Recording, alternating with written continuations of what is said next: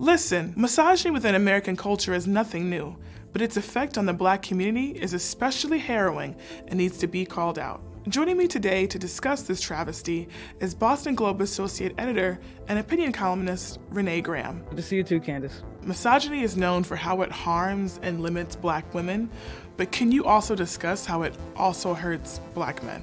Well, if you think about when men insult each other, the verb weapon of choice is usually a pejorative term for women, like bitch, or homophobic slurs because they view gay men as being feminized.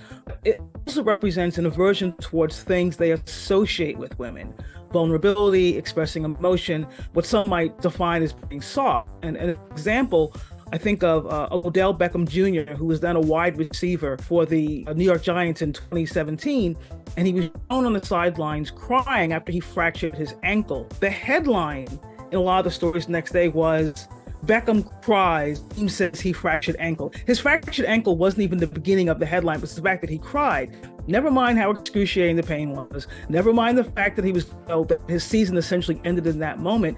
He was ridiculed for behaving in an unmanly fashion.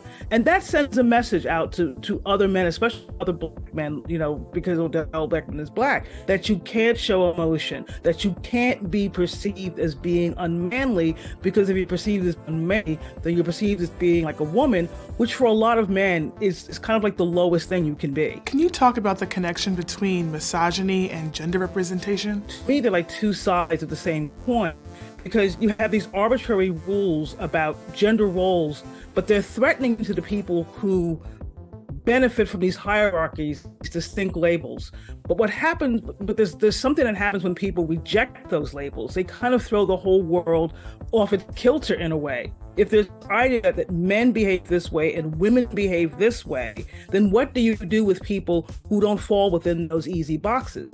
I think it's extremely threatening. I think there is also something threatening in the idea of someone who, and the term may be overused, but there's something to be said for it, lives their truth.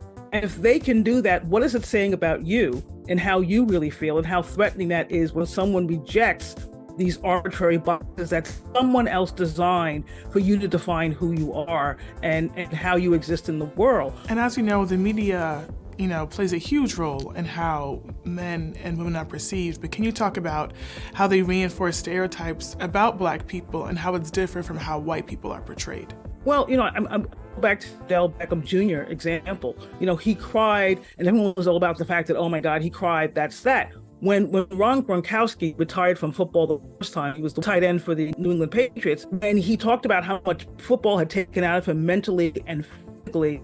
He was said to be having a genuine moment because he teared up. I was in tears in my bed after a Super Bowl victory. It didn't make that much sense to me.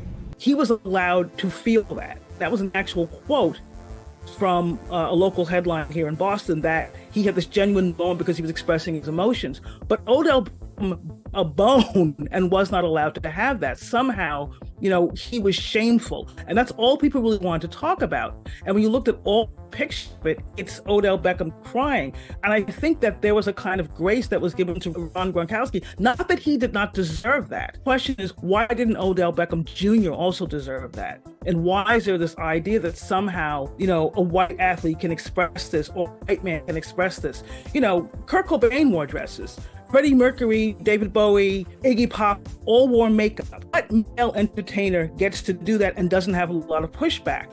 Prince did it, but early in his career, there was a hell of a lot of pushback to Prince doing that. And what's it about? And people liked the music, but they felt very uncomfortable about how Prince presented. He was playing with gender roles and pushing these things and wearing bikini briefs, and all these things he did were incredibly audacious, but at the same time, deeply threatening to a lot of people.